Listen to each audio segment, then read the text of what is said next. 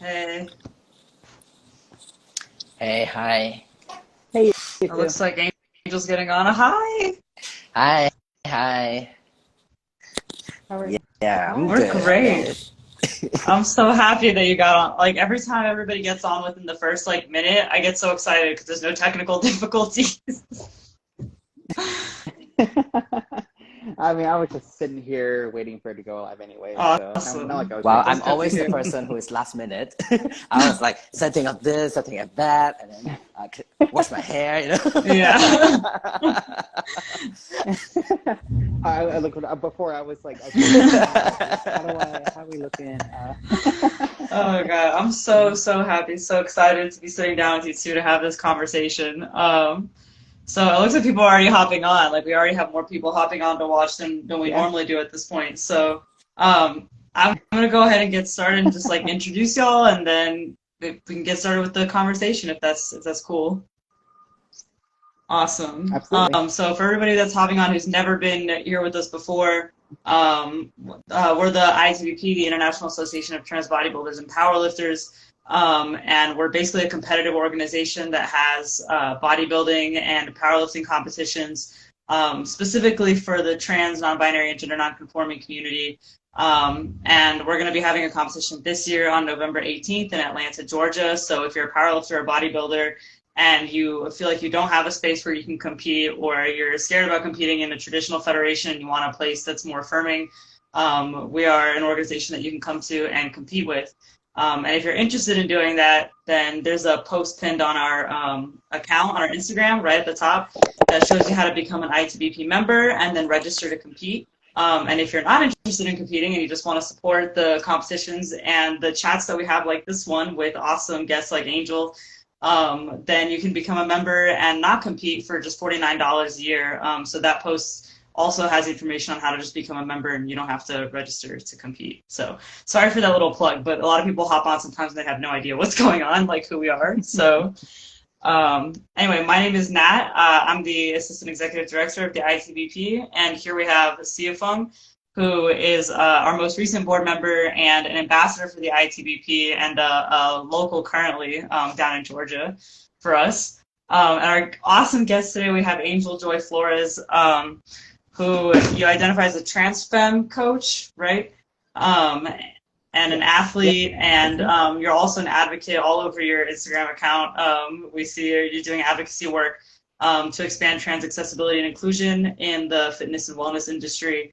And I'm sure everybody knows you from your appearance on Queer Eye, and also just being a competitive powerlifter here in the US. And if a lot of people who may not have seen Queer Eye or who just know of you casually from that show don't always know about all the advocacy work that you do, helping the LGBTQIA community, basically getting I think you said kind of in the gym and under a barbell, and all of the online content that you create in order to do that, which is a very noble cause. I mean, that's kind of what we exist for as well, is getting people excited about lifting and creating those competitive spaces where people who get excited about lifting can actually go and build community and compete on that level, while still being in an affirming space. So we're super excited to talk to you about so many questions that we have.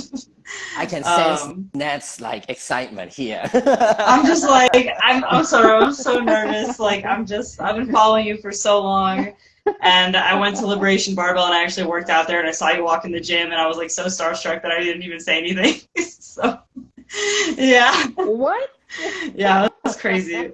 Oh my God. So yeah, I'm just geeking out. It's the same way I felt when we had Alex on our first Fireside chat a little bit.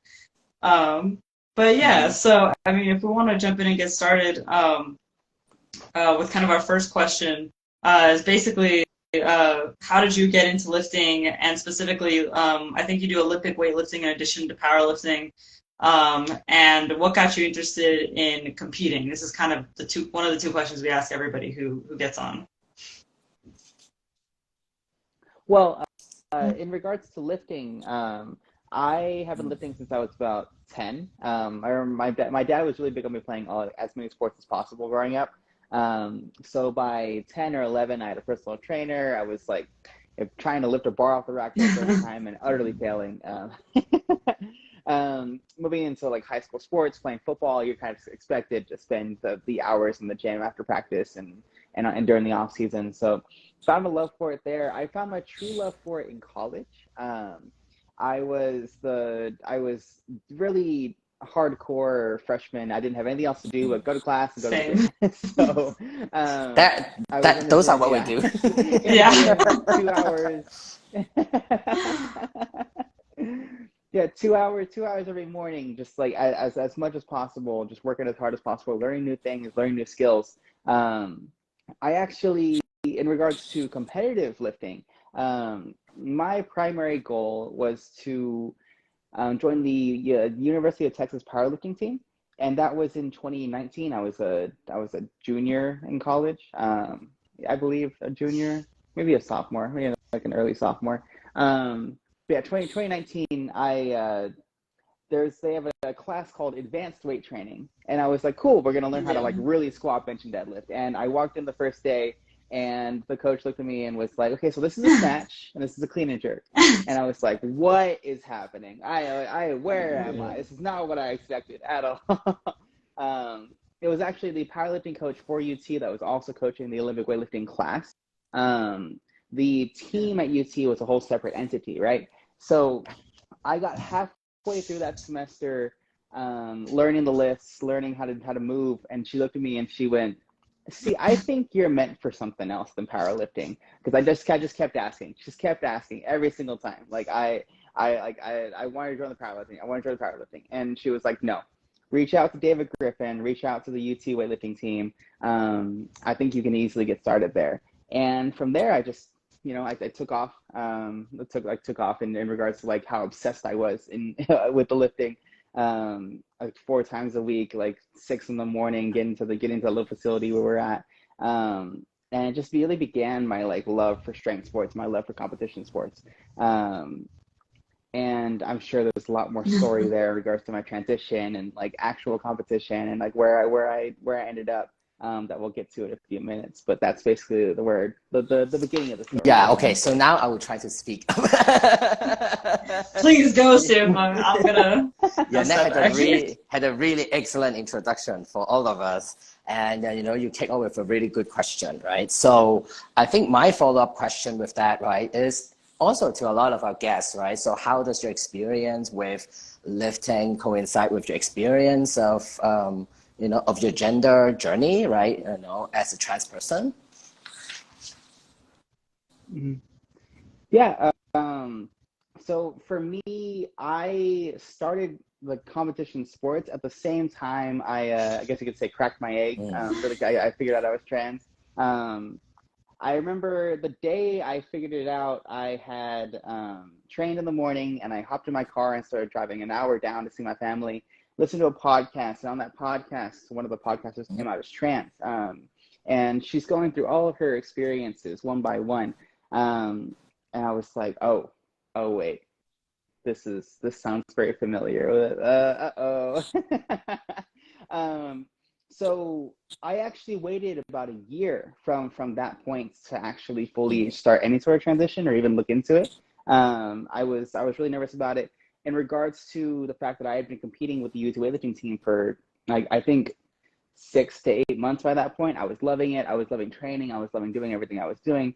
So to kind of come across that realization, it was kind of a new question of, do I have to choose? Right, and it's a question a lot of us have to have with ourselves, right? I know that if I go down this route, things are going to change drastically for me. I know if I go down this route, I might not be able to compete for a long time, especially in this sport, especially in the Olympic weightlifting. Not to mention powerlifting or any of the others, right? And so that year that I spent kind of waiting on it and focusing on training and trying to, I guess you could say, trying to ignore what I knew was reality. It was definitely a huge part of my life, a huge part of my experience, right? In regards to how it shaped my transition, it was really the anchor, right? I knew that no matter what, I could, whether it was a good day or a bad day, whether I was having an anxiety attack or excuse me, sorry, or having a dysphoria day, I knew that I can go to the gym, pick up a barbell, move it around. I knew that I could just come back to that and I'll be okay. Yeah, I'm glad that you mentioned that because I feel like that's something that we have a lot of conversations with trans athletes, and I feel like it's the decision that almost every competitive trans person has to make, is to decide between like pursuing their transition and being out as a trans person or being a competitive athlete. And it's really tough choice to have to make. So, and I think especially for a trans femme athlete is even harder, right? So I think, like, for example, for myself, like I was kind of in between so-called transitioning and also doing different kind of sports, right? So I switched from endurance sports to increasingly strength sport, right, as a way to like navigate my own ideas and about my bodies, right? And I can imagine, like, for a trans femme athlete, it's much more difficult because you are going to face much more stigma, I would say, right? Well, stigma is a really nice word, right? Like, yeah, the stigma and even like discrimination or violence, right? Just from, existing in the team that you have been existing. So I'm curious about, going back to a little bit of the timeline itself.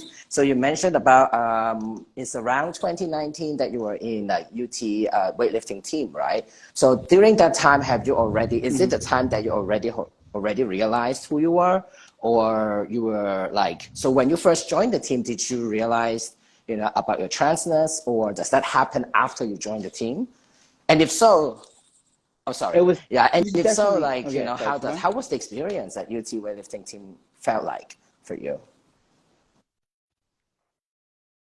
Yeah, so I was training with the team for a good 5 to 6 months before I had like figured anything out. It was a good outlet for me to kind of just pretend that nothing was wrong. That's just the anxiety and depression I've been feeling was for just general anxiety and depression. So in regards to figuring it out and the time afterwards, I thought I was keeping it away from my team for that entire year before I started fully transitioning, like going on hormones, doing the full thing. And I kind of just hit it. I was lucky, right? Because with Olympic weightlifting, there's kind of a culture thing with male athletes where like it's not frowned upon to wear like the tights and the spandex and the leggings, right? It's not frowned upon to move in a certain way because it's more of an athletic need, right? So I was able to purchase some like really nice men's leggings and walk around and kind of still like deal with dysphoria and kind of try and like move through it and move past it. I didn't come out to my team until probably like 8 months into that year of waiting. And when I say come out, I kind of put an asterisk on it because when I came out, they all just kind of collectively went, we know. And it was really just there was not much of a change, right? They loved having me around. It was more about like your presence on this team, whether or not you're who you like, regardless of who you are or where you come from, what your background is, your presence on this team is the most important part. And we just enjoy having you around.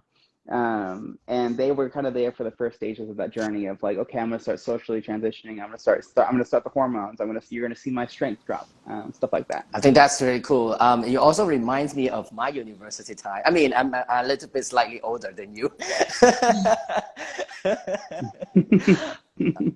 Well, I don't like to admit that, but I'm gonna do that. So I remember.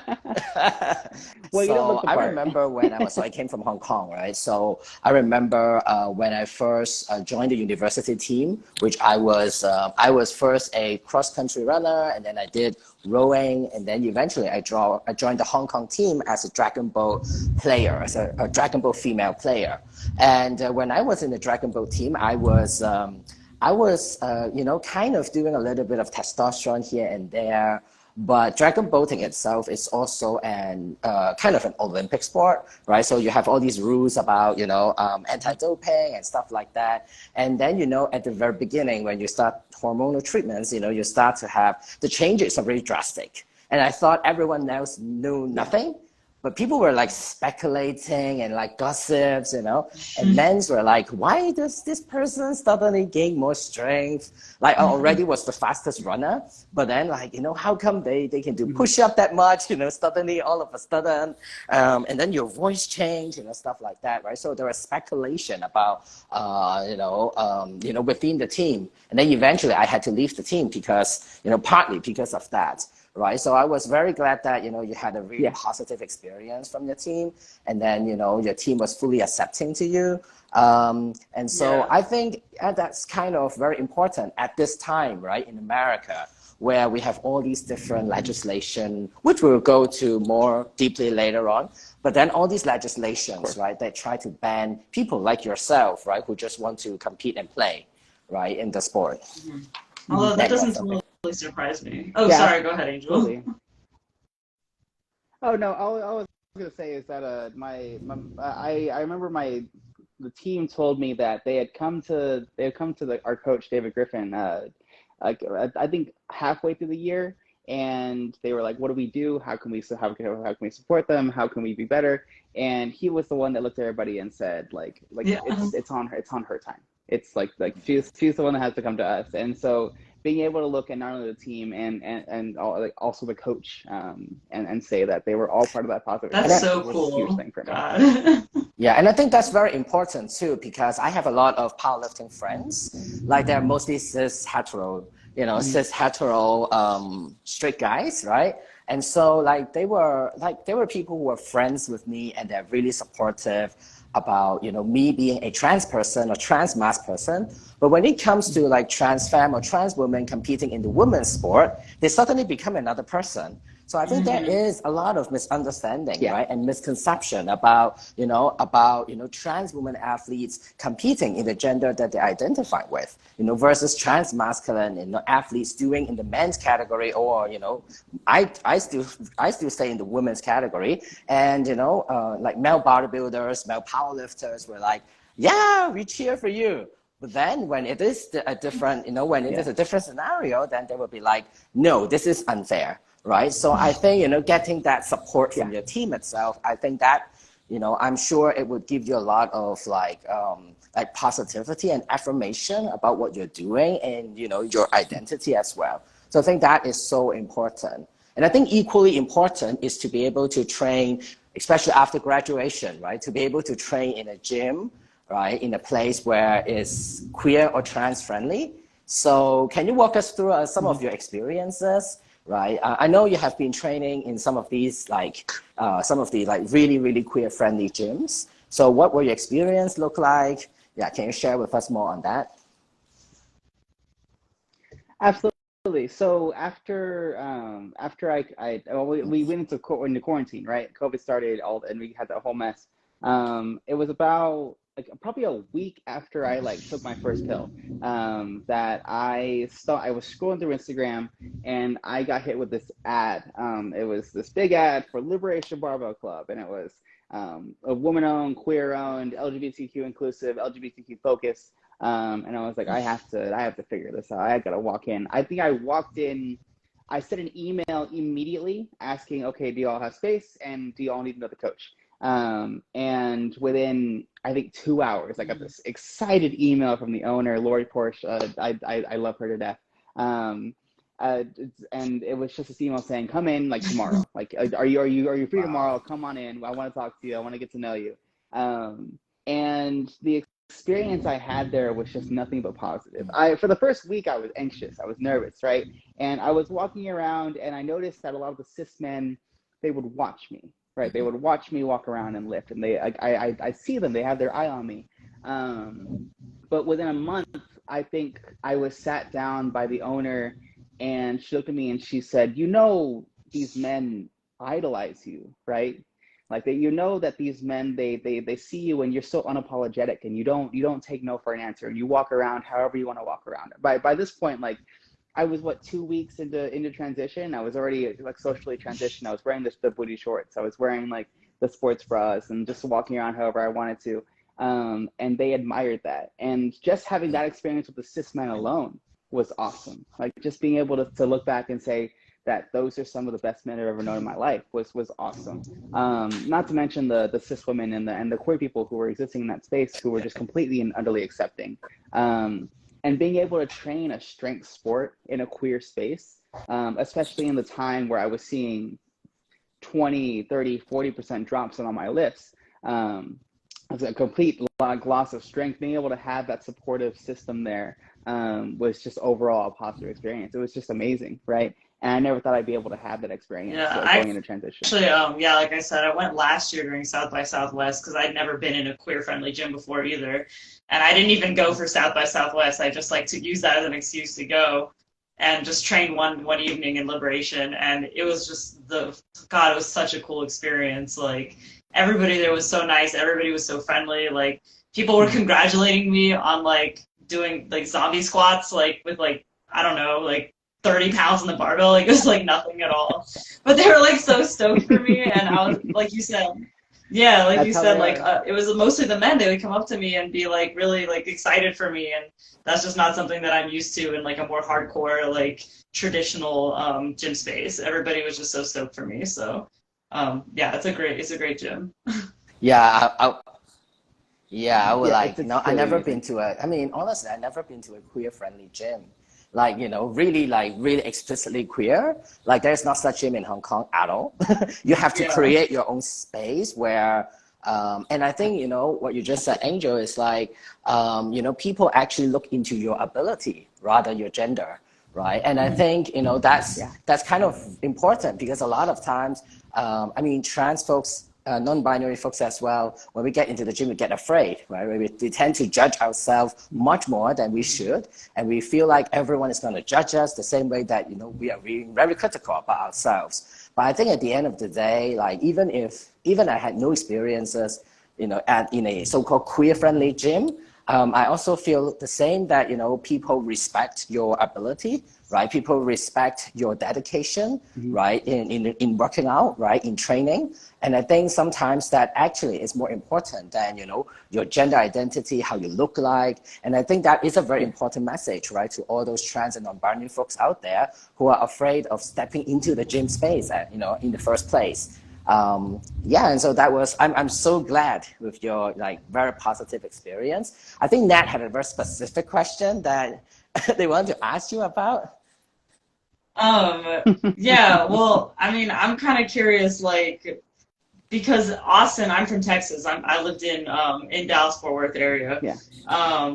And Austin is considered like the liberal hub of Texas. So very open-minded. Obviously, when you told that story about UT Austin, I was like, I'm not totally surprised because that's UT Austin, like, and of course Liberation, barbell. So, but I know that you recently moved to Seattle, so I guess, like, I'm curious, like, I know why I left Texas because I lived in DFW and it was not fun. But like, what kind of propels you to leave Austin, that is such an open-minded place compared to the rest of Texas, and go to Seattle? And like, how does the lifting community compare in Seattle, where you're at now, versus Austin and the gym that you're working at and training at? Absolutely. Yeah, I want to hear the story. I need to know, because I was on your Instagram and I was like, oh, she's in Seattle now? Like, when did that happen? Yeah, in Seattle. I'm living my Grey's Anatomy dreams. No.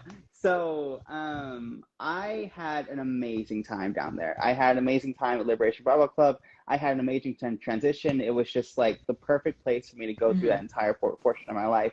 I grew up in Texas, so I always consider it home. I always consider it like I can always go back, even if the laws aren't necessarily that friendly to me anymore.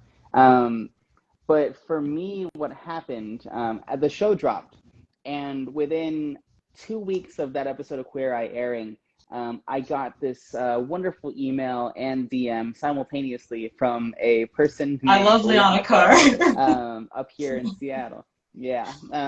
And what they came to me and they said, hey, we're having a massive deadlift event called Pool for Pride in June for Pride Month. It's gonna be a massive thing. We want you to come and be like the special guest. We want you to give you a little speech. I mean, we want you to come experience our little community.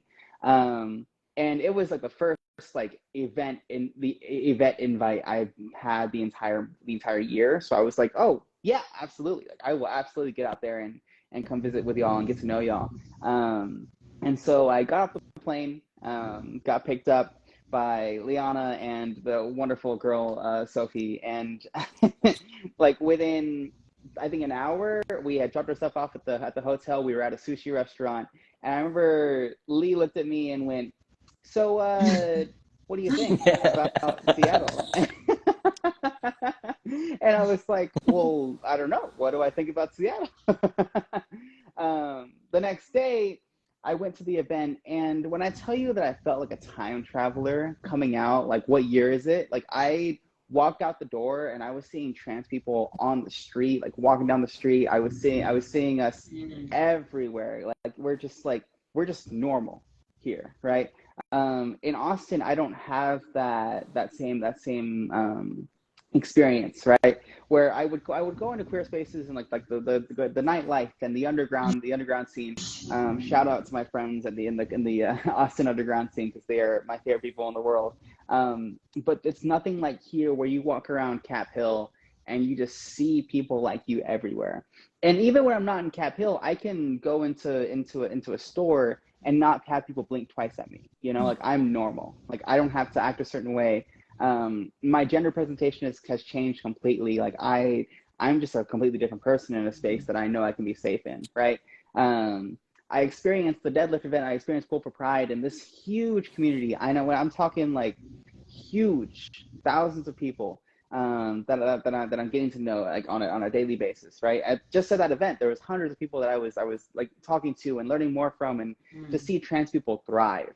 Right, to see trans people be like a huge part of the community, to experience people like Liana, like Ben, the owner of the gym, and to see how much passion they have for this community and for building these gyms, these series of gyms to create a space for queer and trans people in this city. It convinced me, right? I went to a family dinner with Liana, with Ben, with their little family, and they looked at me and they went, "So, what do you think of Seattle?" And I was like, I think I'm gonna have to visit more, but I love it out here. And before I knew it, it was December and I had visited 6 times in 6 months. And you get to the 6th time and people look at you and they go, because they see you all the time, right? So they're like, they see me all the time, and then like I listened to them and I was like, I think it's time. So I said bye to my friends at Liberation Robot Club. I said thank you for this journey, and I bolted, right? I packed 2 bags. I got rid of all my stuff, packed 2 bags, and got on a plane and ended up here. And so now here in Seattle, I'm able to do a lot more of that on the ground work, right? Like physically getting trans people into the gym, right? Physically building a community here and being a part of this amazing community that has never even blinked twice at me. That's always celebrated me. That's always from day one wanted me here, right? Not that Liberation didn't do that for me, but it was just like something clicked here, you know, something just like did it for me. And I was like, I need to be here. I need to be part of this community. I need to be here doing the work and helping with the work. That's so amazing to hear. I gotta visit Seattle one day. And then you have to teach me powerlifting. Amazing, like, truly. Olympic weightlifting, probably I'm not flexible enough, so you know, bodybuilders, we have really straight, really like tight shoulders. Don't give me the I'm not mobile enough for it, because I think you are. I've gotten plenty of people. Okay, yes, I would trust you for that. Yeah, so let's switch topic a little bit. Like we have heard a lot about your personal journey and your story, and I think those are very inspiring. So I will actually also go through your conversation with Alex earlier on. And then I think that's something that interests me a lot, is that you mentioned something about your hormone regimes, especially in thinking about, you know, incorporating testosterone as alongside with estrogen. as well. And I think that is a very interesting thing, because as a trans mass athlete, well, we definitely would not think of like incorporating, two kind of very kind of opposite kind of hormones, right? When we, that help with our strength and stuff like that. So can you walk us through a little bit more about your decision of like adding in testosterone, and how might that impact your training and stuff like that? Yeah, absolutely. So my experiences in transition, my hormone experiences in particular, from about a year in to now, to like whenever I'm not on the extra testosterone, my T level usually sits around 5 to 15, like NGDL. I can't remember the actual unit names, but NG/DL. It's crazy low, and it's actually it's actually extremely common for trans women to have an extremely low testosterone level. It's extremely common, and I'm not on a T blocker. This is just this is just estrogen and progesterone, just like my normal routine. They're just swapping it that much, and so my experience over the last year, especially exiting from like stratified competition with both USAPL and USPA. After I left those two things, I looked at my experience and I said, am I just running in place? And I looked at the data, right? And I realized that a lot of my gains that I had made were just purely technical, right? I'd become a better lifter by using technique, but was I actually getting stronger? Was I actually building muscle, right? Was I stronger? Was I just heavy? Right. And I wanted to answer these questions for myself, and what would happen if I was able to bring my testosterone count up just a little bit, like put a little bit of cream on in the morning and go about my day and see how I can improve my life. My doctor back in Austin was all for it. Like my doctor, I came to her and I was like, I have questions. My fatigue's so high. I can't keep my training up. I love training. It's everything. I want to train every day. I want to be able to move around. Sorry if you hear the truck outside. Cool. Awesome. I want to be able to keep up this lifestyle that I lead of a lot of training. I want to be able to keep gaining and keep reaching my goals. So if I can bring up my testosterone count up from 7 to, okay, let's bring it to 50, maybe even like 75, still staying within like normal cis female ranges, right? Will I be able to have a better lifestyle and be able to just feel better every day? Like, and even looking at the small things like sex drive and like the stuff that you just need for like a non-stressful life. I just thought it was a good idea. So I decided to step back from stratified competition, from drug tested competition, and say, I just want to feel good, right?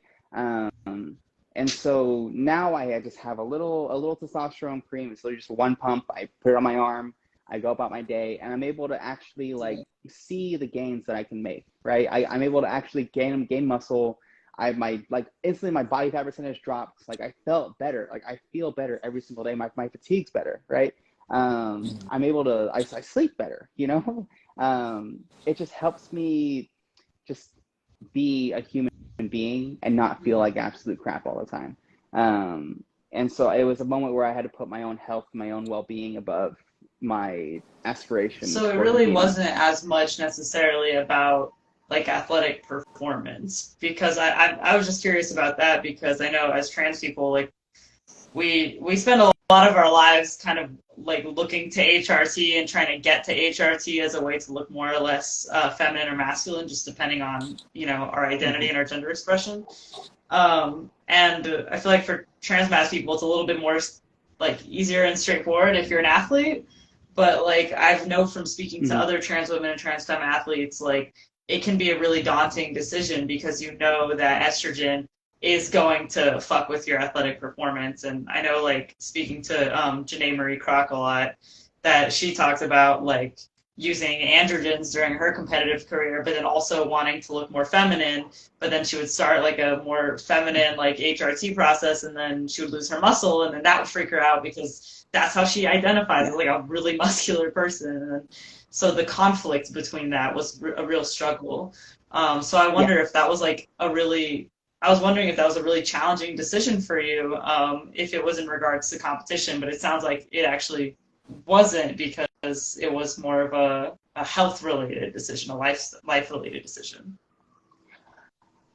Yeah, I knew that if I were to walk in front of a committee and try and tell them that I need both estrogen and testosterone to operate on a day-to-day basis, that I was probably going to have a long road ahead of me. And maybe that talk is coming in my future. Maybe in another year, I can sit and say, look, these are my hormone levels. Like, I still stay under levels while being on exogenous testosterone. Like, I still stay within your needs for whatever sport that I'm choosing to be in. But ultimately, I can relate to Janae, where I was looking in the mirror and I was like, I'm not satisfied, and I'm putting the work in, and I'm doing what I need to, and I'm eating right, I'm sleeping as much as I can, but I just feel like crap. And when I can go to my doctor will also agree with me that, like, yeah, like, we see that often in trans women, and you lead a very strenuous lifestyle with your training, with how you operate, with what you do. I was able to look at it and say it's okay to put that conversation aside for a second and just start and just see what happens and start testing. If anything, I like using myself as a little like test subject, right? Like, I want to be able to find what balance works for me. And if that helps me live a better life, then who's going to sit here and stop me, you know? Yeah, no, definitely. I'm sorry, Steve Fung, did you have something that you wanted to say, or you like opened your mouth for something? No, I'm just like nodding with affirmation. Yeah. Yeah. I mean, that's very, I mean, for me, still, that's very interesting because it also reminds me of how, like, even like in bodybuilding, competitive bodybuilding, like female bodybuilders, they use a ton of testosterone, right? While having that pressure to maintain femininity, right? So I think, in that sense, what transfemme athletes are, encountering in terms of, like, struggling, how much I use, how do I use it, whether I use testosterone, and what might, those side effects of testosterone might impact me, right, as an athlete, as a female athlete, is pretty much similar. So I feel like there's a much more connections, right? When we a lot of times tend to separate, right? Trans women, they are just like, all these like, misconception, right, about, oh, trans women, they're men, or those kind of like conversations, right, that kind of try to separate like trans women from like cis women, right? But I can see there's a lot more connection, in between different categories and across different sports. Right. So like, I know a lot of sports that have anti-doping rules, right? Like, all these like Olympic sports, right? But there are also a lot of sports that doesn't care about drug testing. Like bodybuilding is one of those, right? CrossFit is another one that doesn't really care too much about that, right? So, and so, I know you're also kind of into Olympic weightlifting. Well, obviously it's part of the, Olympic sports, right? So what are your current thoughts about some of these IOC rules, like the International Olympic Committee's rules, right, regarding, regarding trans people's, participation in sports? Especially like, in 2021, they have kind of amend, right, this new rule and have these new guidelines that, now we're free, everyone should not be judged according to their gender or according to their physiological advantages. There's no such thing as physiological advantages, as in their statement says, right? So what are your thoughts about, the more previous IOC rules where there's some sort of regulation for like trans women athletes who wants to compete in the women's category, versus this new kind of rule that kind of free, right? And made, sports, individual sports federation to actually make their own rules. So what are your thoughts on that? That's a really good segue, CFM. I was waiting for this one actually, because I have heard nothing. Well, I've heard some mixed opinions on it, but a lot of cis people have come at the subject like, this is a plus, like, we're giving more freedom to the sports and we're letting people make their own decisions. It's bullshit. It's all bullshit. I think that we were doing really, really good, and we were on the right track with like slowly easing these restrictions, and then coming out in 2021 and saying like, hey, like these, like, claiming biological advantage is kind of BS, Yeah. right? Like we were on good track there. And then with this most recent change to give sport federations their own control over it, that was the IOC taking their hands and That's going, what I well, thought too. Thank not a God. problem. Yeah. Like that is my sole opinion. There was the IOC that just stepped back and went, well, like we did our part, and now y'all can just figure it out for yourselves, and you don't have to we don't have to take any responsibility for what's happening, right? And what did we see? We saw individual sports federations that started putting down some really stringent rule sets, and we're seeing a lot more. And honestly, not even like amongst like Olympic federations, but also non-Olympic federations that are taking that and saying, well, that gives us more right to put down like more rules. Like we're looking at like ultimate frisbee that has like crazy rules. We're looking at like trans women being banned from trans women being banned from like video game competition. Like what the hell? Like why are we looking at this? But essentially now we have sports that aren't even in the Olympics that are setting their rules and saying, well, the IOC gave us like is saying that it doesn't matter, so we are just going to say that they're not allowed, right? And by removing their own responsibility from the equation, the IOC is being, in my opinion, lazy, and the IOC is trying to avoid any sort of accountability and trying to avoid any sort of accountability. Like they're just trying to avoid it altogether. When in reality, if they were to come back and like keep going in the right direction with these rules, and keep going in the right direction with how they've been going for the last 20 years, and just simply keeping charge, things would have been fine. But now they want to avoid the media, they want to avoid the backlash, and now if they talk about us, it's a problem. Yeah. So now that was the vibe that I got too. Sorry, go ahead, Sifu. Yes, I totally get it, because I wrote in an academic paper last year exactly criticizing the same thing about what IOC did, because they go hands off, and then it actually allows more power, right, for individual sports federation. Yeah. And a lot of times the same rhetoric, the same narrative is that trans women, because they have undergone male puberty, and so they are having more physiological advantages, right, or comparative advantages, right? So-called, of course, yes, so-called, right? Than like cis women, right? So you can see, ultimately it's all about, this biomedical regulation of, the female category, and often in the name of either protecting like cis women athletes or cis women category, imagining that cis women cannot protect themselves, right? That's so ridiculous for me. Or in the name of fairness, right, itself. So what are your thoughts about, this accusation, right, from, a lot of time like cis men, right, arguing that like trans women having comparative advantages, and so that's not fair, right, for them to actually like to compete with like in the women's category?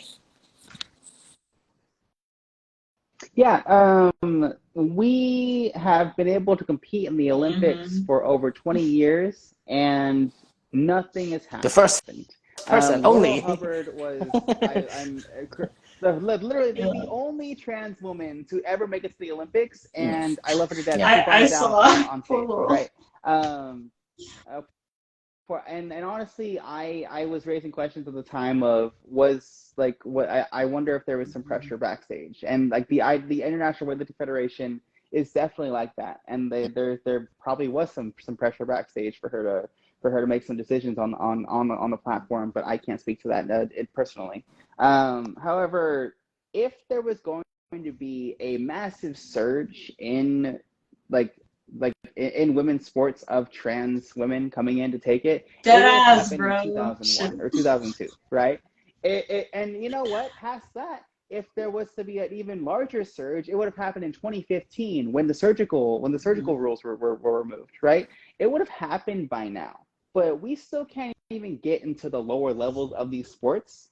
What makes you think we're going to get into the higher levels, right? What makes you think we're going to be competitive at these high levels, right? Laurel is one of the only competitive trans weightlifters in the world.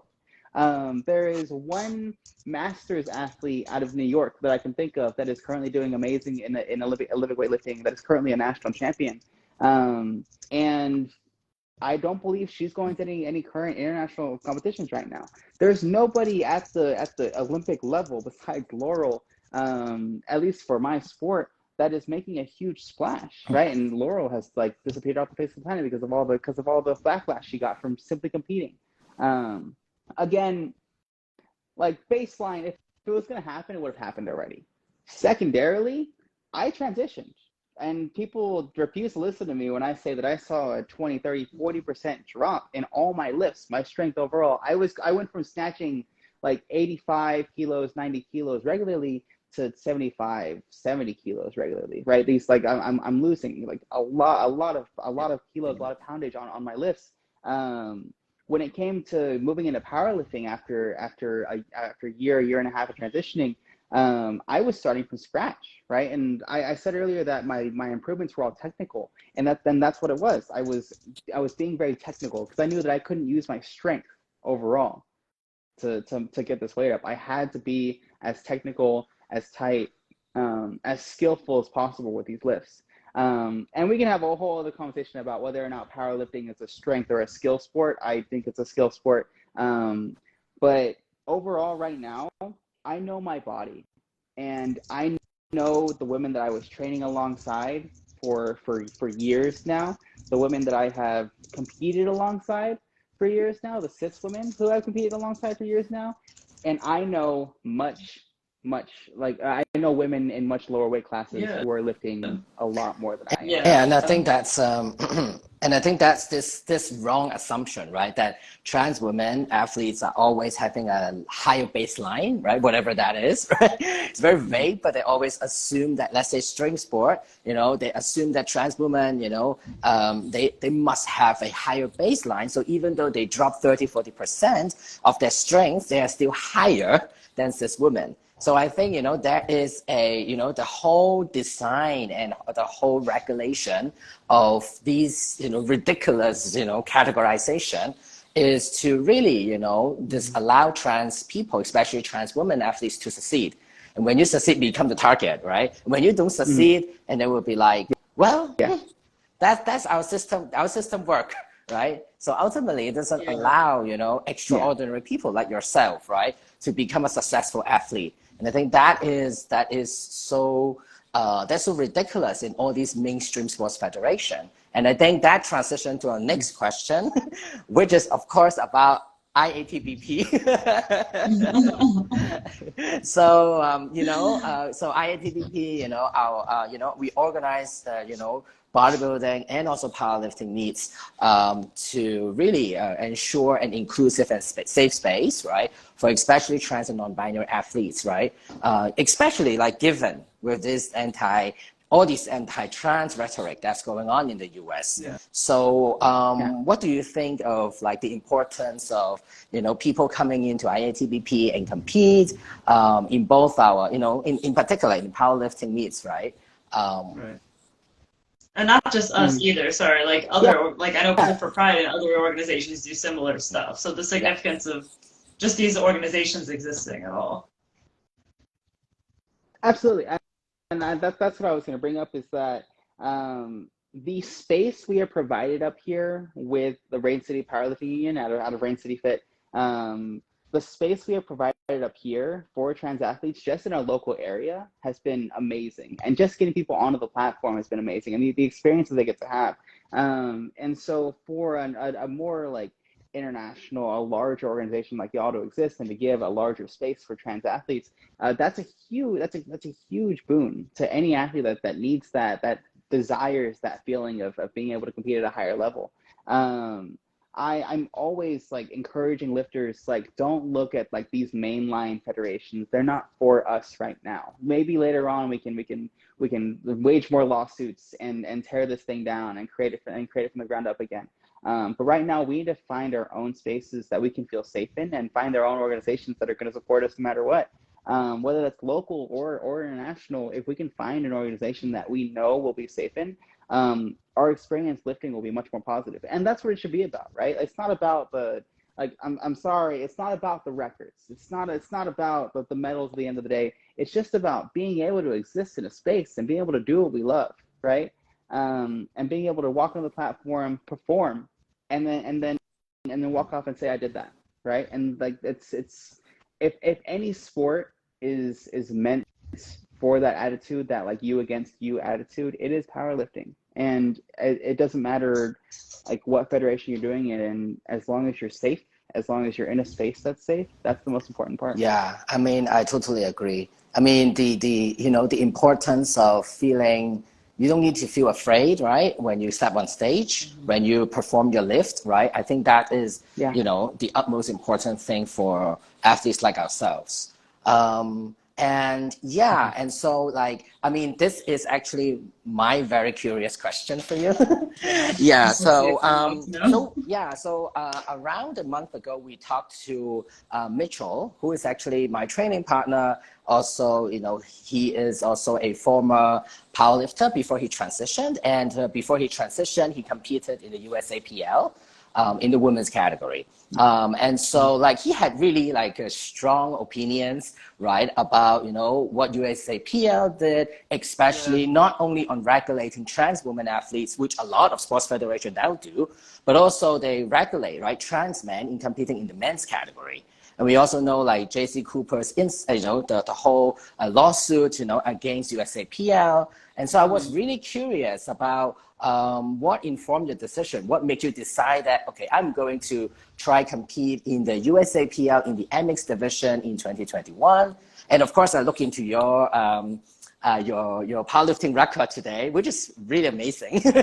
I also realized that in 2022, you actually shift to USPA, right? So like, you know, what makes you switch to USPA? Yeah, if you can walk through us a little bit, that would be cool. Absolutely. So in 2021, I think exactly January 1st, 2021, I was sitting with my powerlifting coach, my old powerlifting coach out of Liberation, and he looked at me and he said, I see you in here training every single day, but I also see you walking around aimless. And I also see that there you are a competitive athlete and you need a space to compete in. I had already had a prior conversation with him about the idea of a third category and how it really others a person and how it kind of dehumanizes you as an athlete. And he looked at me and he said, look, I know how you feel about this MX category, but wouldn't it be such a thing to be visible and to go to these competitions and to stand in front of these people who don't even necessarily want you there and are only putting you in there just as a cop out and to say fuck you, right? To compete anyways, and to be able to put your numbers on the same board as these cis women who are competing in the cis female category, and to be able to show them that like your numbers aren't completely blowing them out of the water, that there's no biological advantage, that you're just another athlete, right? And so I decided that, yeah, maybe a middle finger to USAPL and making the effort to be on the platform as me unapologetically was what I wanted to do. And so I competed with the USAPL twice that year. And I it was an experience. It was one of the experiences of all time. I will say, I'm not going to say one of the best experiences of all time. I had a great experience with the women that I was sitting alongside. I had a great experience talking to them and getting to know them and learning that the majority of these girls do not care. And the actual athletes do not care that I was there. The men were a bit confused as to why I was there, but that was to be expected. The best part was that the second competition with the USAPL that I competed in, that was at my home gym in Liberation Barbell Club down in Austin. So I was able to compete alongside all my friends and all my peers and the people that I had been training alongside for months by that point, for almost a year by that point. And being able to experience that and still kind of stand for what I believed in alongside those that believed in me was quite the experience, and I really enjoyed that. In regards to USPA, I was a year and a half in a transition, and at that point the rules, when I chose to go into the USPA, the rules were very unclear. I'm going to use the word unclear, to be nice to them, because in all reality, we were allowed to compete in USPA. According to their rule book, we were allowed to compete, as long as we weren't on any as long as we weren't getting popped in drug tests, right? And so I had heard some inklings of something going on with a lifter out in New Jersey and another lifter out in Pittsburgh with USPA, where they were going to drug tests. They were passing the drug tests, but then the drug tester would clock them, and then all of a sudden they get a ban. For those who are listening who don't know what that means, clocking someone means like being able to tell that they're trans, like just from looking at them. Yeah. And so they were clocked as trans, and all of a sudden they're banned from competition. I was trying to just kind of like toe that line and just go ahead. By this point I had spent two comps in the MX division, and I said, I am a woman. This is who I am. I'm not going to sit here and pretend, try and like make a statement anymore when I can make an even bigger statement on the other side of the platform, right? And so moved to USPA. The show dropped January or December 31st to January 1st, 2022. And Lori Porsche at a Liberation Barbell Club got a phone call from the wife of the head of the USPA, US Powerlifting Association, and who said, I see that she's registered for this competition in January, and she can't compete. Yeah. And so I got a text message on the 4th of January saying that, hey, I don't think they're going to let you compete in this meet. And I've been training for this meet for months by that point. I was super excited. It was my first meet as like seen as a woman, like seen as who I truly was. And so I had a extremely rough night looking at everything and trying to figure out what I was going to do. They then realized that that's a horrible idea to ban me right after this huge show just dropped my name on everybody's television across the world, and had just given me over 100,000 followers on Instagram. And so they came back and they said, well, we can't give you the women's, put you on the official women's side, but we'll give you a guest lifter position. Jeez. So I was not happy. However, the meet was again going to be at Liberation Barbell Club, and I wanted to be there with my friends again. So I made a petty little video explaining the whole situation, and as soon as the meet started, I hit post, and it explained the whole thing about how I had been banned, how the USPA had amended their rule book like overnight, and then posted all these new rules, except for the fact that trans women were now banned, period. And how their rules were actually written to ban anybody on any sort of hormones, which means estrogen, progesterone, which means women on birth control, which means like the masters. Because we love the huge competitive advantage that birth control gives you. Yeah, obviously. So I made this really nice petty video. I competed. I had probably one of the best competitions I've ever experienced, because it was with all my friends. I competed in the face of USPA officials who were there, and then got a lovely phone call later that week where they essentially got all this backlash because they banned me and almost didn't let me compete. And they got all this backlash, and they didn't think that it was because they banned trans women. They blamed me for posting. So they said that I had riled up a social media firestorm and got and set all this backlash on them, as if they didn't ban trans women under in the cover of darkness, didn't announce it. All you were doing was pointing out discrimination, and you were the person that happened to be targeted under that discrimination. But that's all it was. Yeah, that's all it was. Like and they try to blame me for everything, and they try to get me to like take the post down. I did come back, and I think I left the post up, but made a video saying, "Oh, I appreciate the guest spot. Maybe I'll see y'all at nationals." And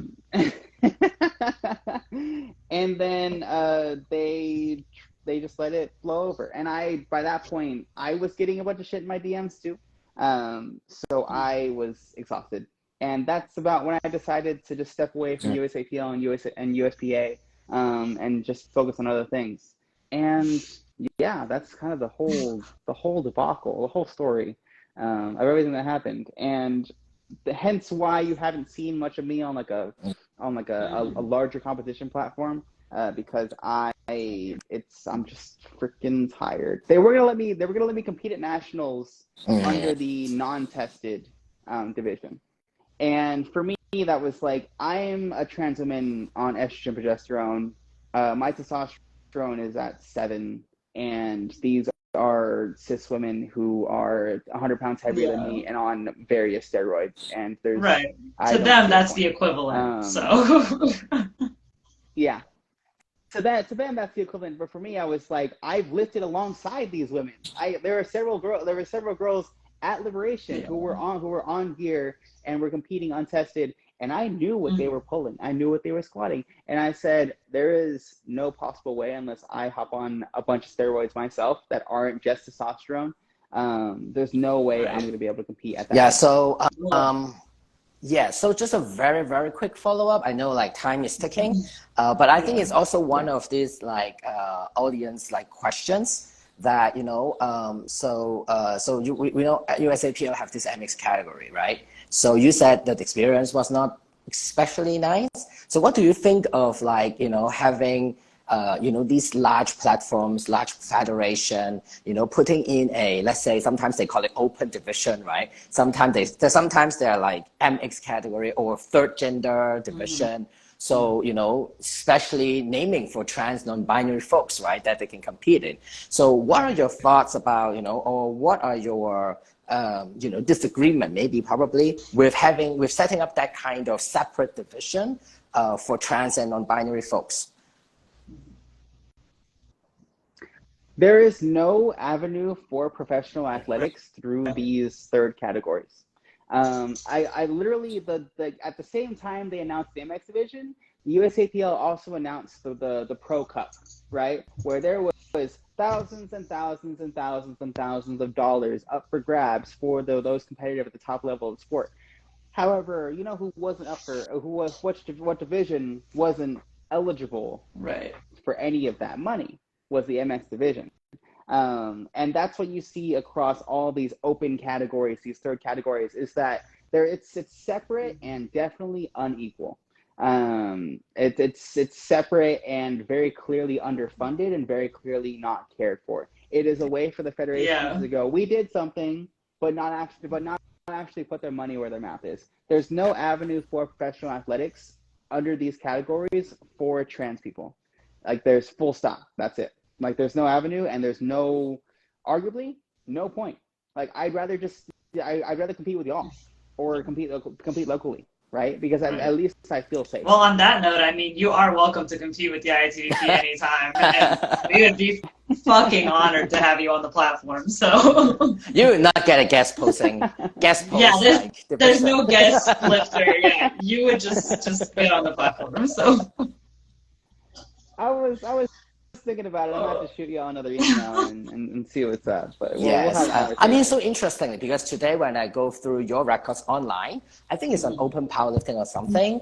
Like, they put, when you compete in the USPA, they put you in F. They put you in female.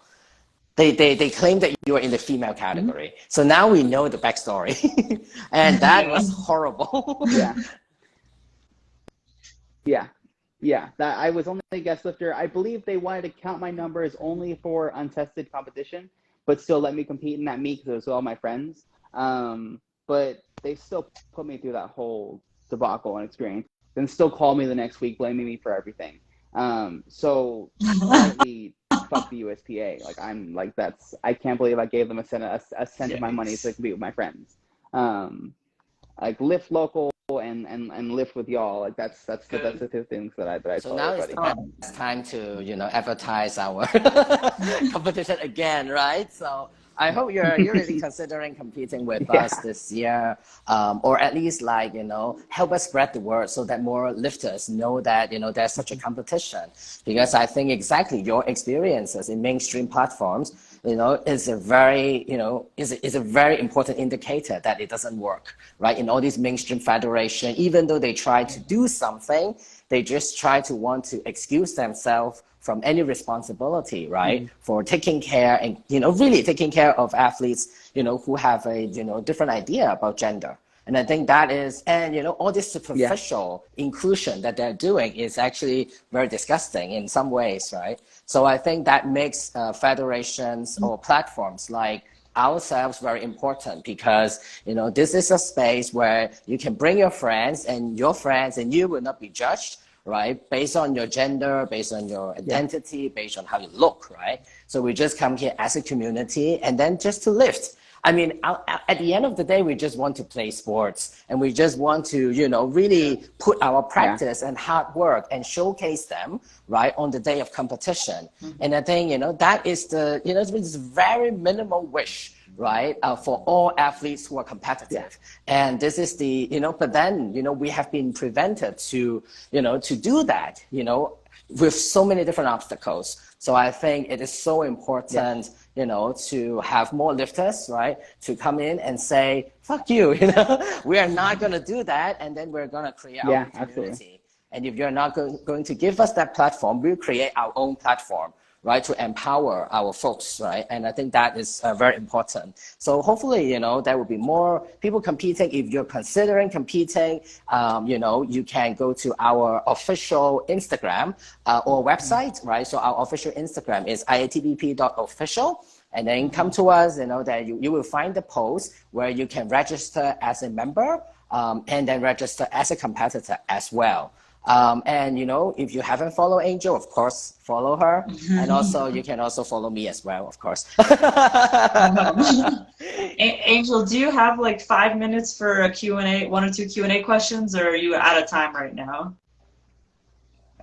Okay, I should have a few more minutes. I was only sorry, I had 1 or 2 people drop some questions in the comments while we were talking, so I wanted to see if you had time to address them. But I had one person ask, why do you think that this current issue that trans women are facing kind of in the politics and in the media, why do you think it's becoming such an issue right now in sports and athletics when trans women have been competing in sports and athletics, like you said, for like 20, 25 years that we are aware of, and we've never seen this so-called domination of trans women in any sport or, on a professional or amateur level? Like, why do you feel now it's currently such a contested issue that we're creating this false narrative that doesn't exist? I mean, it's a political issue. It's a political issue. There's a certain side of the political spectrum that are not getting anything done in regards to infrastructure and economy and all these other things that keep us going as a society and as a country. And so instead of actually facing those facts of them not being able to get a damn thing done, they decide to use us as scapegoats and use our existence as a way to blame everything on. We're causing the downfall of society. I don't want to get too far into it, because I'm sure plenty of people talk about this that aren't me.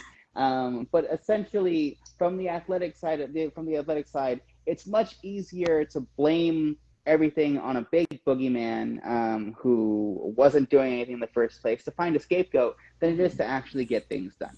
It's a very good, concise answer. I probably would have said more or less the same thing. And then the other question is a little bit more.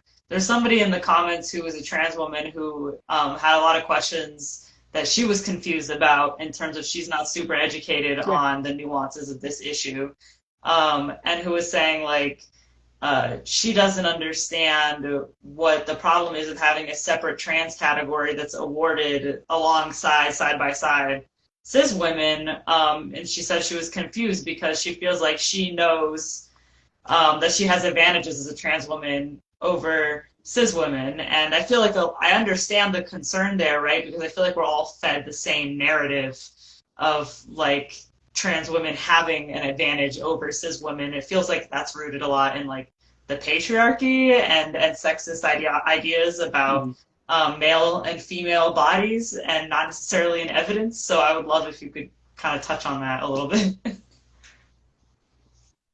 Absolutely. To put it very simply, and I'm not gonna sit here and down Right. somebody because I get it. Like I had the same concerns. I had Right. the same There's no concerns for a shame long in the time, confusion at all, I think. until I actually experienced. Yeah, Yeah. zero shame.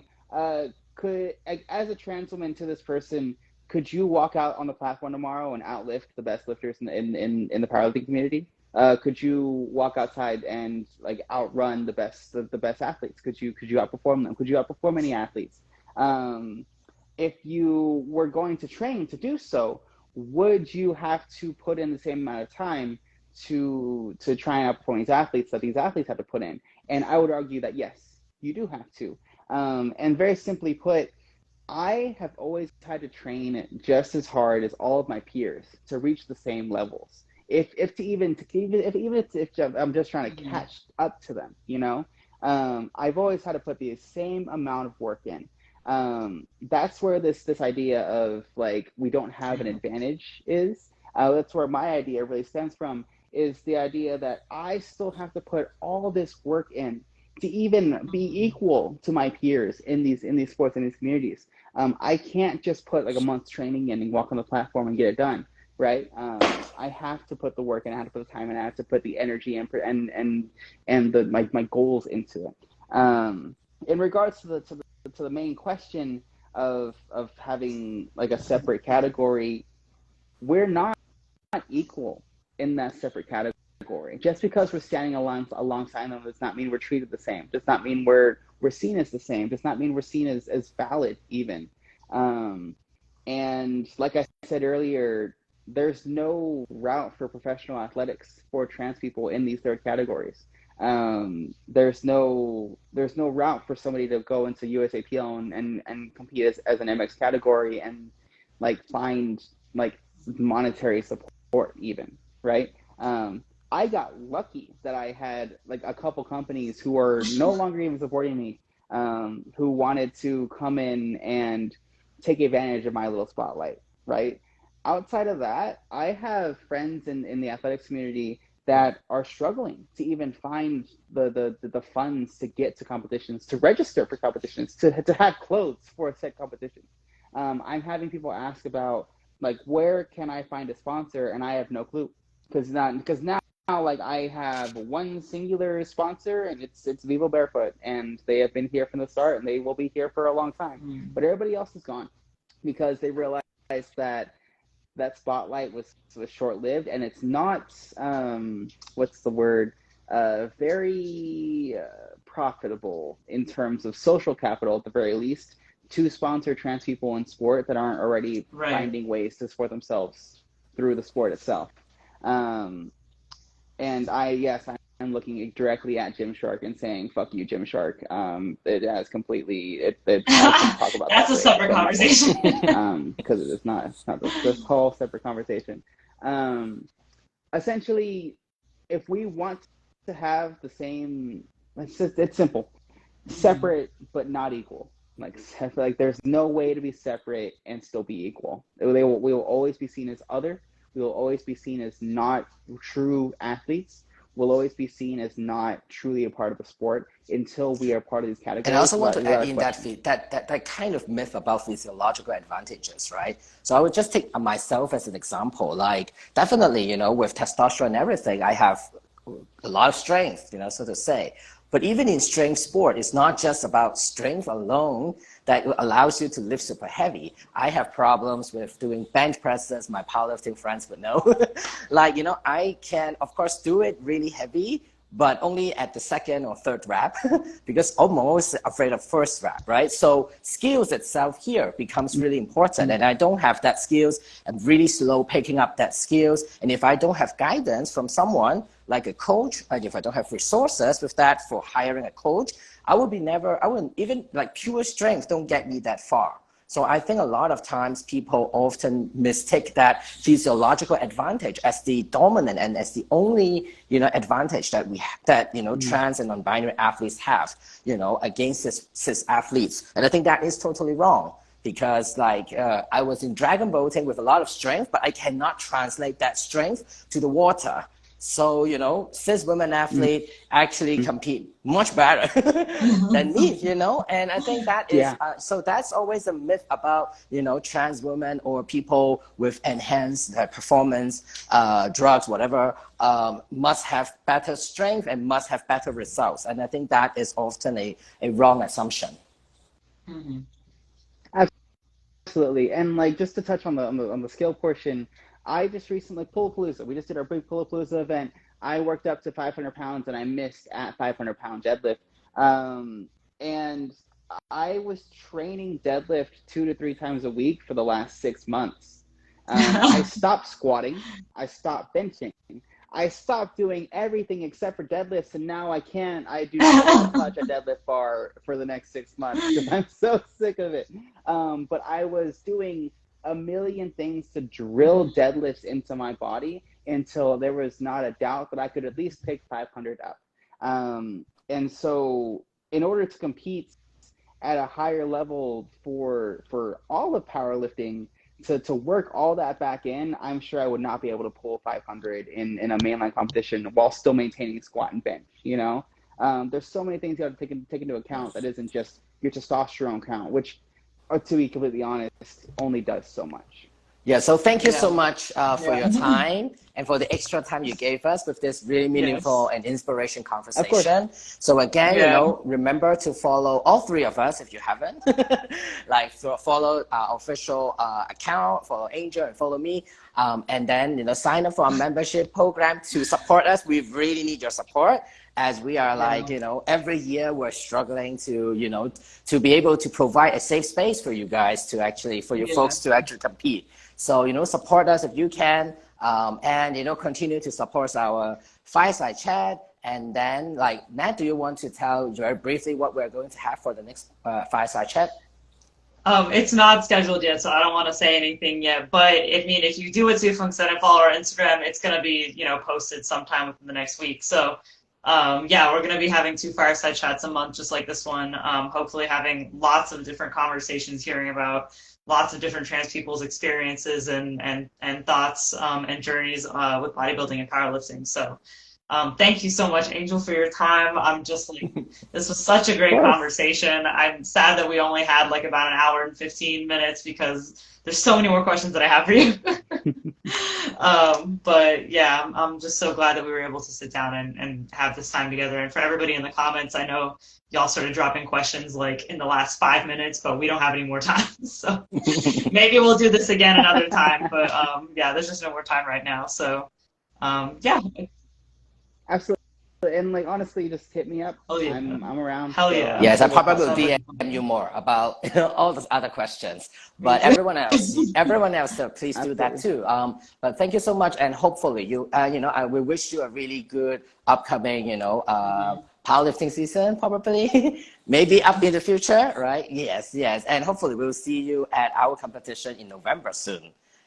Yes. Yeah. We'll talk.